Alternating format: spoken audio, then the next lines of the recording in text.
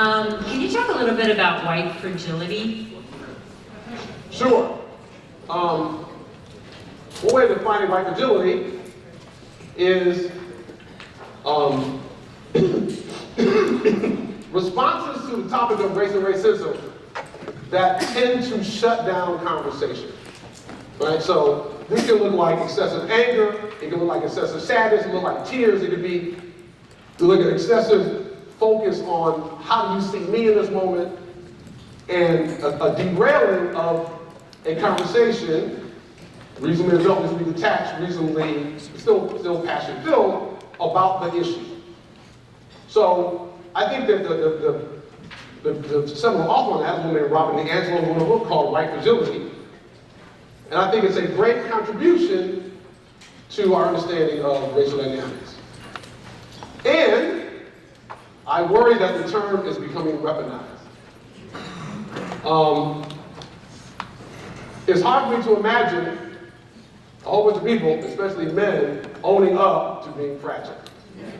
So I wonder whether or not we need some different term to discuss it. But what I do think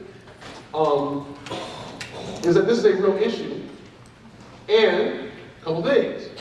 My project, the White Ally Toolkit, is on some level specifically designed to deal with white fragility, which comes up less in white-on-white conversations than it does to white and people of color conversations. It still comes up, but less so. And so part of what we want to do, part of what y'all, what I hope y'all do, is to actively engage in strategies to combat it and notice what works and what doesn't work. Part of what we're trying to do in this project is to get people in discussion groups, in practice groups. Y'all know what a practice group is, the nature of what y'all do, where people are going out there and they're trying different ways of engaging the topic, and then coming back and seeing what happens. Coming back and talking about what happens and reflecting on it. So I think that again, with the cautions about the term, I think it's an important concept, and if we're really going to move forward, we have to come up with best practices about how to grapple with it. Doctor, first of all, thank you very much for your comments. I truly enjoyed them. I think we all have. I have a two-part question for you, though. As you can see, there's not a lot of diversity within this room. And I think it's also reflective of our local practice groups, where there's not a lot of diversity there either. I have had conversations with some very successful and bright and articulate domestic relations attorneys in my community, trying to convince them to train collaboratively and become part of our collaborative group. And the response I typically get from them is those in my community are not interested in doing collaborative practice. Why am I getting so much pushback, both culturally from their clients that are not interested in collaborative practice, as well as from these very bright attorneys who don't think that collaborative practice is something that they're interested in engaging in?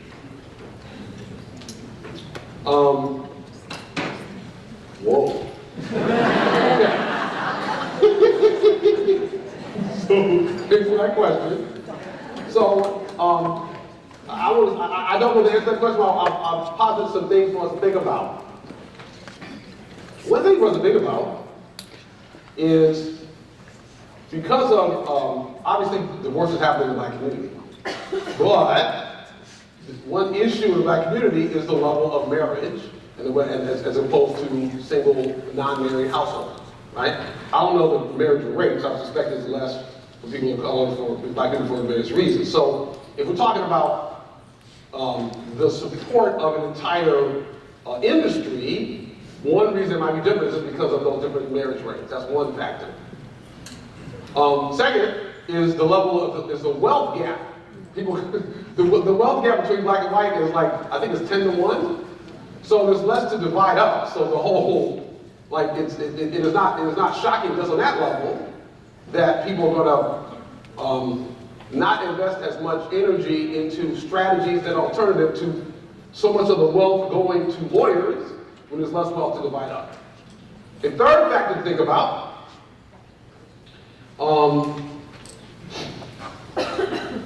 I think that there's a certain way in which certainly black people, as a general matter, are more sort of emotionally rigorous and vigorous than white folks as a general cultural trend. And so, and you can see that in a lot of different ways. So more expressive, more, I think there's some work by Mitch Hammer actually showed this. I think he does into cultural, I can't remember, Mitch Hammer is the name of the guy, but here's my point. If you are presenting this process in a way, how can I say, that seems kind of white and stiff, to people who, like, their whole cultural vibe is to be at a different level of engagement, then it might affect how they perceive this as a process. So again, this needs to be studied, and I have not studied it, but those are my top of mind theories about why that might be the case. But just to be clear, I do think that doesn't, even if I'm really right, it's ridiculous that there ain't no black people in here, right? So I think that there's more potential, there's a few, but I think there's more potential for this to grow in the minority communities than there is. So even if there's some limit, I think that you're probably not near that limit. We need to think about how you do outreach and invite people effectively into this process, because the other thing, I'm not going to do a black superiority thing, but part of what I was talking about before was like the way that white folks can lack compassion for each other. And I do think that the history of slavery and cultural oppression, despite all the ways that black folks can kill each other and be mean, there's a whole other way in which it's there with the grace of God, there's a built-in higher compassion component, I think. And so so first of all, some processes like this might be happening already in the black community. There's a little radar. That's a fourth theory. But I'm just saying that I think there's more potential for this work to expand in the black community than we're pursuing. And so y'all still need to think about how you enact that.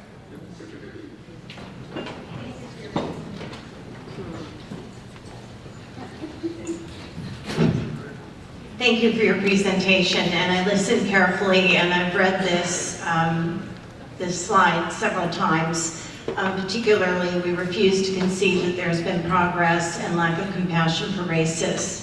How do we as peacemakers put that into the context of today is the 1-year anniversary of the Tree of Life shooting in Pittsburgh and Charlottesville? Because my perception is that it's actually worse today than it was in the 80s, although I appreciate your perception that it's better today because there hasn't been spontaneous lynchings. So how do we as peacemakers have that conversation or keep perspective on it? I think what's important to do on that last part is to acknowledge that there's ways it can be better and ways it can be worse. So first of all, it's not making too global anyway, right?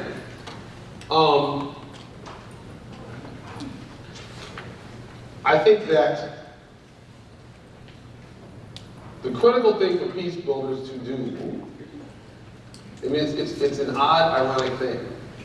It's almost like you want to, it is valuable to connect to the occasional racist voice within you. And I've been saying that, but it bears repeating.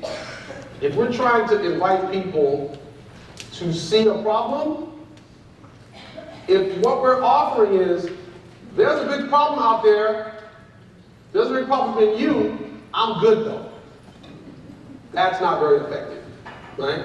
So if we're trying to lift up the way that there's still structural problems, there's still severe lack of compassion between groups, and we see this in the white backlash that we're experiencing, I think a most effective way to invite people to see that is to work on lifting up the little moments that it shows up within you and making talking about that part of what we do.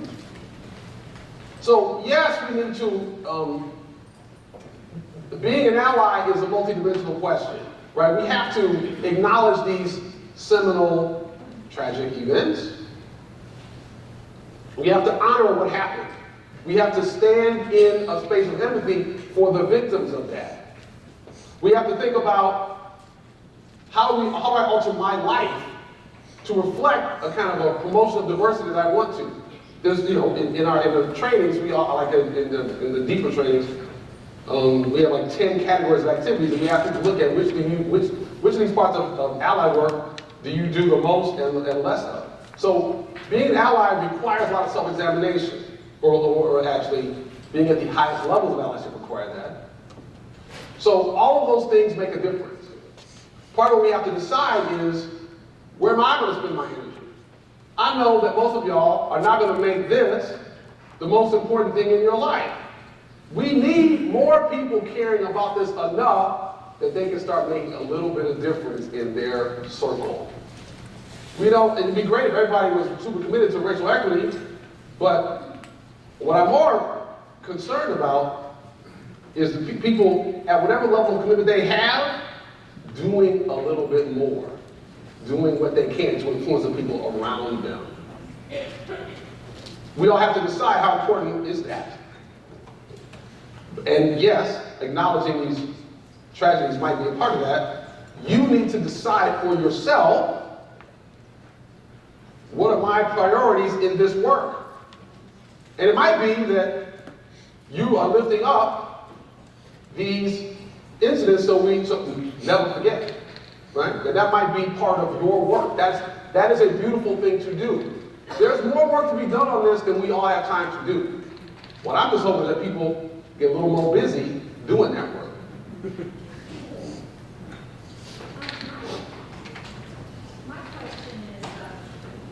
Do you have any suggestions? What I find is the difficulty of engaging others in a discussion about bias, or as you called it, stepping up, is the fear of being labeled.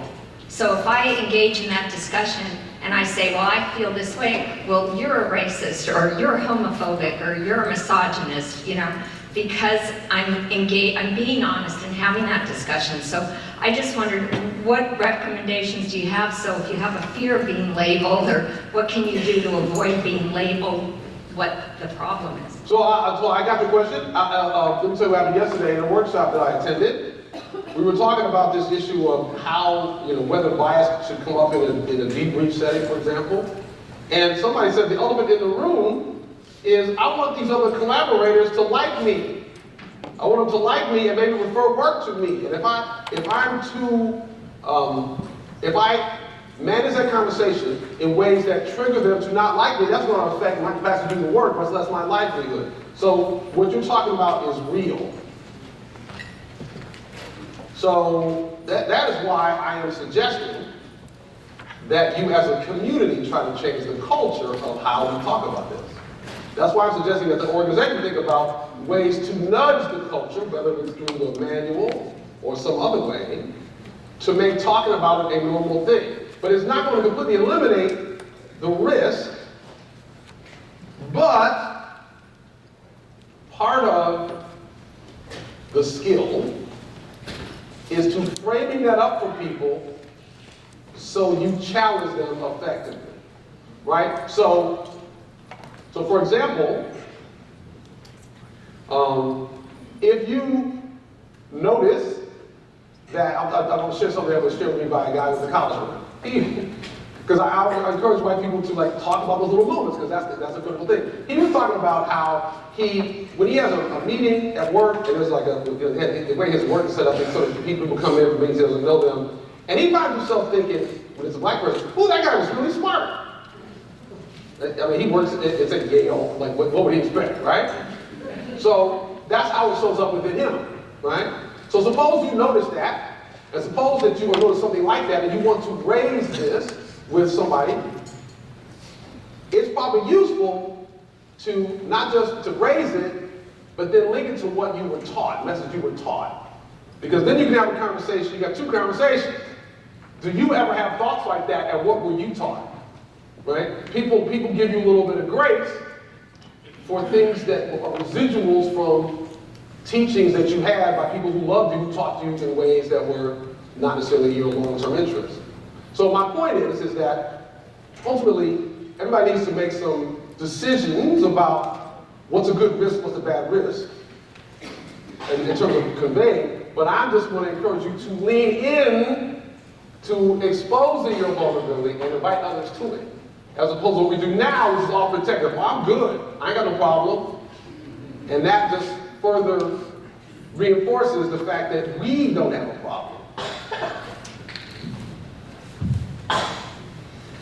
So my brain's just racing because I've done for years, about 12 years, trainings on cultural complexities in divorce cases in specific. And we've done it nationwide, we've done it locally in California.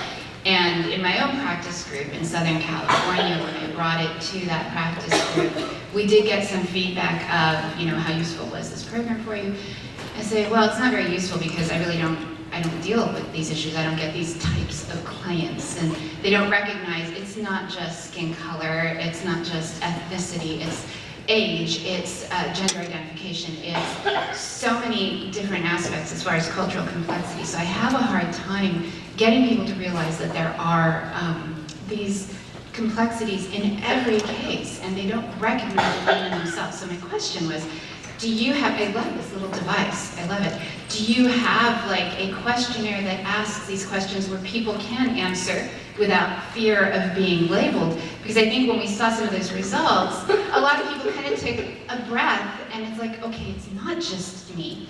And then the other part I want to say is I didn't see Peter Boghossian on your book list, and he recently came out with How to Have the Impossible Conversation. I've been reading that and rereading and re-listening so that it sticks. But for those who don't know, he's a hardcore atheist and very militant atheist, and best friends with the guy who created VeggieTales, who tries to introduce children to spiritual teachings at a very young age, and he's best friends with him. And how to have those difficult conversations, I would encourage everybody to look at that as well. But can you give me a checklist and a few of these devices so I can take it to my group and we can, I would really like that. All right, so I got you. So, had I managed the time a different way, I would have asked y'all a series of questions about bias, and here's the questions I have in the deck we're not going to get to. This sequence I commonly use, which is, how many times have you been treated in a way you didn't like to a biased habit, somebody they didn't know they're making you feel bad? So almost everybody can think of, it goes from never to a bunch of times. So then that means we're all most of us are on the receiving end of that. And then you flip it around and say, how many times have you had thoughts that you weren't proud of, even only for a second, that let you know that you sometimes still have a bias? And then, given the context of all this, people own up to that. And then, I asked people, I was going to ask y'all this, I asked people, so how many times have you talked to another ally about these experiences? And the portion that goes way down. And then how many times have you talked to a skeptic about it? The number was way down. We're not talking about this. We're not talking about it to each other. We're not talking about it in professional practice groups. We're not talking about it in debriefings. We're not talking about it. So, yes, ways of getting anonymous input can be helpful in making it safe. And you talking about how it affects you is probably the most catalytic way to make it safe. So, yes, you're trying to get them to see their bias, but your superpower is revealing yours. That's your superpower. And so we can talk about the devices and strategies and groups, but I'm just saying everybody in here has the capacity to marshal their own personal stories in a way that is more energizing, catalytic.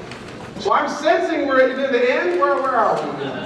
And, but we might not be, but I want to leave you all in the quotes. I want to know when I said we got one more. David, we are about 15 minutes away from the start of the afternoon workshops, so maybe one more quick question and then we'll let everybody How about from that guy right there? How about this guy right here? Okay, thank you. David, I'm glad you and I had a chance to very briefly meet. I'm looking forward to more discussion because this is such a tremendously helpful frame you've put around a super important topic. 3 very quick comments and I invite your response. The first one's about white fragility. I learned something a couple weeks ago at a conference about how we can frame it. That when we talk about white fragility, it's not fragile like a flower, it's fragile like a bomb.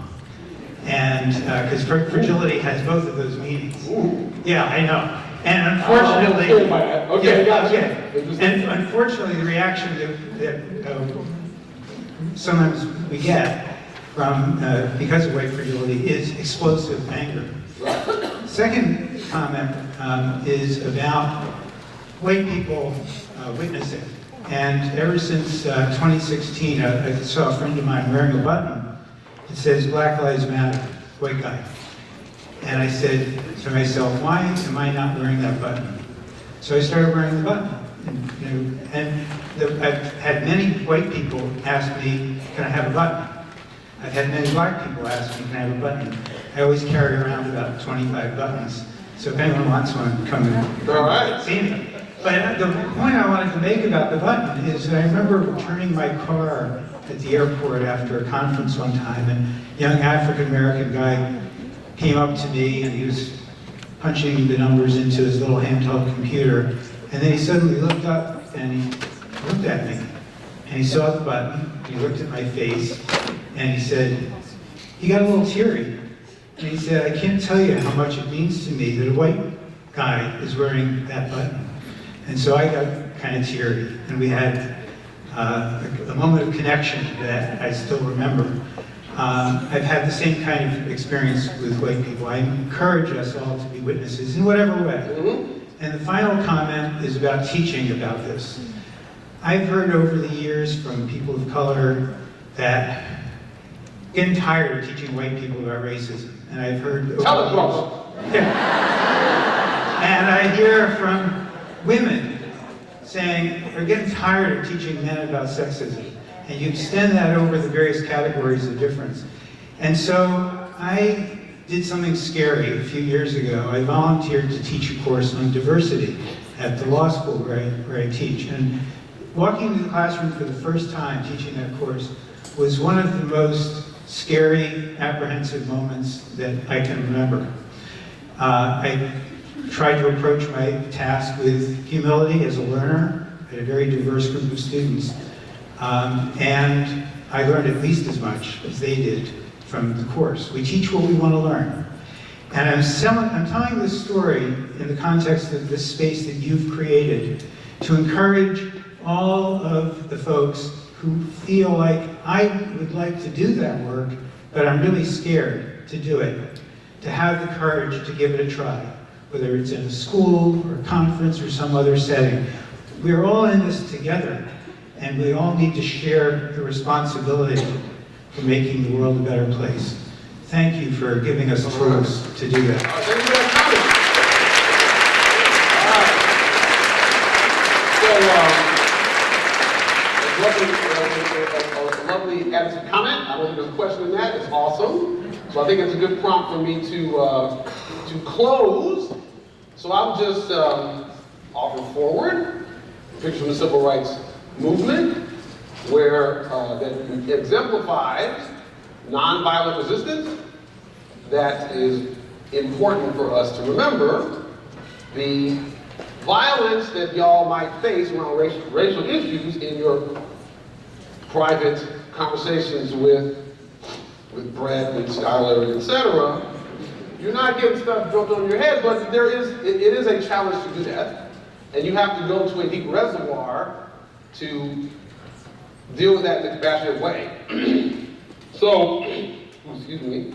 So I'm going to read a quote from Dr. King that might be helpful when you think about that reservoir. I think in a couple of speeches he talked about, the classic 3 different types of love. Eros, the kind of love between romantic partners. Philia, the kind of love between people who like each other. And agape, the kind of a more humanistic love. And I think it's that you got to tap into. Here's what he said in one of those times he was referring to it. Agape, or agape, is more than romantic love. It's more than friendship. It's understanding. It is creative and redeeming goodwill toward all men. Forgive the gender-based language. It is the love of God operating in the human heart. It is the overflowing love that seeks nothing in return. And when you rise to love on that level, you love people who don't move you. You love those you don't even like. You love those whose ways are distasteful to you. You love every man because God loves him. So the challenge, people of compassion, is to connect with that compassion, because I can't connect to Brett. And what's odd about the current situation is that Brett don't have compassion for me. You mad at Brett. You not having compassion for him. That's not helping me. You need to have compassion for Brett, so he got more compassion for me. So I want to encourage y'all to connect with your reservoirs of compassion, as Dr. King suggests, so you can make a difference. Thank y'all so much.